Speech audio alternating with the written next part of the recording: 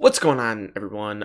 For today's video, we are doing a what if, and we are seeing what would happen if the Rockets had a prime John Wall and Demarcus Cousins. If we look at the coach game plan here, this would probably be this would definitely be the best big three in the league. James Harden, John Wall, and then Demarcus Cousins. I mean, 3 years ago. 4 years ago, John Wall, Demarcus Cousins were two of the best players in the league. John Wall back 2015, 2016? I feel like that's wrong. I don't know.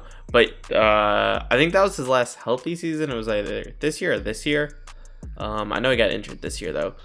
And I feel like this is all a year off, though. I swear, that's 18, 19. I thought. I don't know. Maybe not. Maybe I'm just tripping. But yeah, you guys can see the numbers. I mean, 23 and almost 11, 20 and 10. Like, he's always been a fantastic playmaker. Coming into the league, he was obviously like a really poor three-point shooter, and then he got a little bit better. He's respectable at that point. So, but yeah, obviously a main ball handler on a team. If he was going to be your number one option, he would be the main ball handler, which might conflict with James Harden because, as we know, James Harden is literally the most ball-dominant player in the league, him and Russell Westbrook, but they were able to work it out, and it was a solid team. I thought the team was a lot better with Chris Paul, but John Wall definitely a little bit better. He is a better shooter than Westbrook, and could probably play off-ball better than Russell Westbrook. And James Harden, chemistry-wise, he said he would prefer to play with John Wall, so we have that. And then you have Boogie Cousins, who is just a dominant force. I mean, he can spread the floor now. He's not an amazing three-point shooter, but he can knock down a three. But he's so big, strong, like 270 pounds, 6'11". Like, he's literally huge. Like not many people can guard Demarcus Cousins. I mean, you guys have obviously seen the meme of, was it him guarding Karl-Anthony Towns or Karl-Anthony Towns guarding him? But Cat's face was like he was struggling so hard, and then Boogie was just zero expression on his face. Like, he is just a monster. So muscular. It's crazy. Like, he's so dominant. So, yeah, so that's what the team's looking like. This is going to be a rebuild, obviously. So I don't think I'm going to touch the starting lineup at all just because we have an amazing big three. But, the depth on the bench isn't amazing. So I would definitely like to get a better backup point guard. We also have 3 small forwards, and as far as their height, they're all like 6'6", 6'6", 6'3". I don't necessarily love the small ball lineup, especially with PJ Tucker also, which I'm going to switch his position actually to small forward, and he'll probably be the backup small forward. Because his overall, yeah, he's an 80 overall. So he's probably going to be the backup small forward. Let me see. Does anybody go up as a shooting guard? No one goes up as a shooting guard. So I'm probably going to look to get a new shooting guard and a power forward for our backup positions. And then probably a different backup point guard also.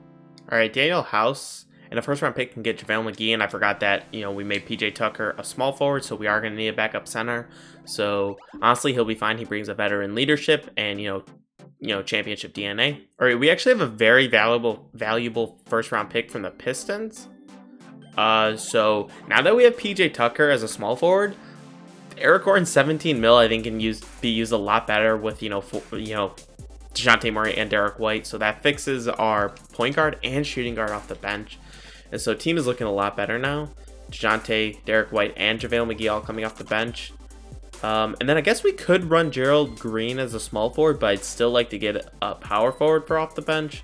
And then I think the lineup will be set. All right, we trade for Jahlil Okafor, and we're going to swap him and Bismack and also get this really nice first round pick. I don't know why they would do that, but... All right, we're going to trade for Brandon Clark. Obviously, a very young guy that Grizzlies wouldn't want to give away. But you know what? 2021 draft class, pretty good. Top 3 protected. They could be getting a very, very nice draft pick. So I think they would be more willing to do that. And they obviously are. So now our lineup is John Wall, James Harden, PJ Tucker, Brandon Clark, and Demarcus Cousins. Now off the bench, we got Christian Wood, DeJounte Murray, Derek White, JaVale McGee, and Gerald Green. This is obviously a contend now team. Well, I guess now that it's a young John Wall and DeMarcus Cousins, obviously, but it's an aging James Harden. At the end of the day, an old PJ Tucker. You got young guys in Brandon Clark and Christian Wood, and DeJounte Murray's pretty young too, right? Yeah, 24. Derek White's pretty young, 26. So you actually have a good mix of young guys and old guys. 10-man lineup, I'm good with. First scoring option, yeah, I don't really care. I'm gonna let the team do their thing. 7 seconds, 4.5. I mean, yeah, John Wall and James Harden, that'd be amazing. So let's see what this team can do. What do I expect? Honestly, this team should get 60 wins easily. They should get 65 wins, definitely. But I also wouldn't be surprised if they hit 70. But also, I'm not surprised if 2K caps and, we get like 55 or something.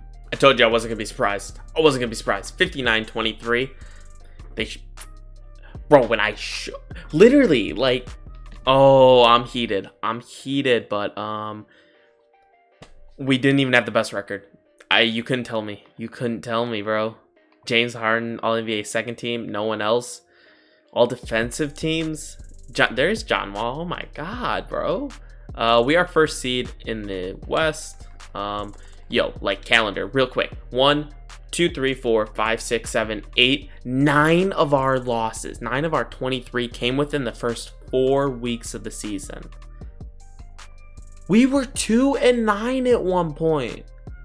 2-9.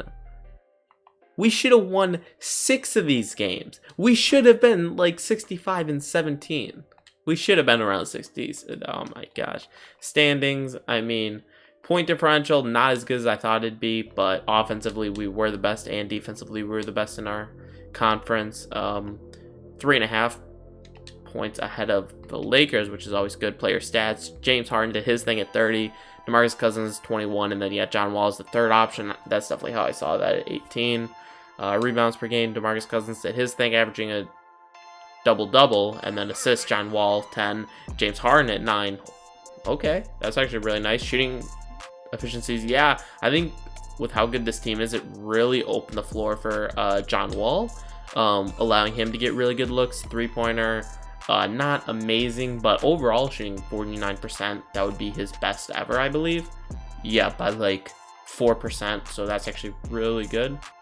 And then free throw percentage, nobody was 50-40-90, which is sad. I always love seeing that. But let's get to these playoffs. We got the Pelicans, who for some reason always over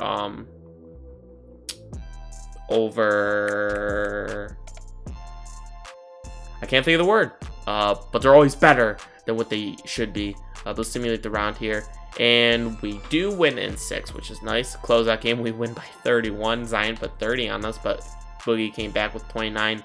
James Harden 27. Oh my God, this is a 3-headed monster that nobody could compete with, bro. It would be, you need LeBron, AD, and then you would, I mean, if LeBron plays point guard, I don't know.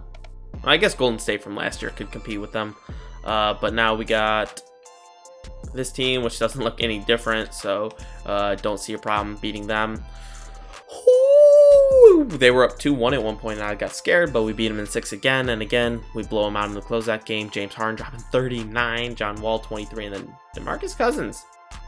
That is one of the worst stat lines I've ever seen. Oh my God, 0 for 7, bro. Come on.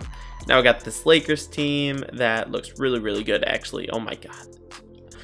If they don't win the NBA championship this year, I don't know who would. Like, I don't see a team beating them. But let's see if our team beats them. Like, what? We lose in 7, bro. We took game 1 by 22. Then we lose by 1. Then we lose by 4. Then we lose by 5. And then we win by 12. And then only 4. Oh my gosh, bro. That's so irritating. That's so irritating. AD put 37 on us. And close. Oh my gosh. I should have switched defensive matchups to put Boogie on them. Oh my gosh. Because Montrezl Harrell is short, bro. He's 6'7", bro. Who's that?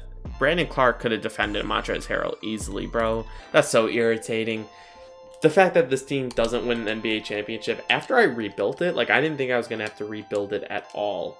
But then the fact that they don't win the championship like this, bro, 2K is always capping, bro. We have a better bench and we have a better starting lineup, but that's just how 2K is. So I hope you guys enjoyed the video, and I'm actually really excited to watch the Rockets this season. You know, we haven't seen John Wall in like 2 years. 3 years now or something. I don't know. We haven't seen him in a really, really long. We haven't seen a healthy John Wall in a very long time. So obviously he was one of my favorite players, you know, like 3-4 years ago. So we'll see how he comes back. Boogie, hopefully he's done with the injuries and he'll be good. And obviously that's something that the Rockets will have to deal with, you know, very high injury prone players as of recently in their careers. I don't know if they've had injury problems their entire careers, but, you know, obviously for like the past 3 seasons, they've both been dealing with injuries. So hopefully they're very, I mean, obviously they're going to be fun to watch, but hopefully they do perform really well and, you know, can contend for a championship. And yeah, that's it. So I will check you guys in the next video. Peace.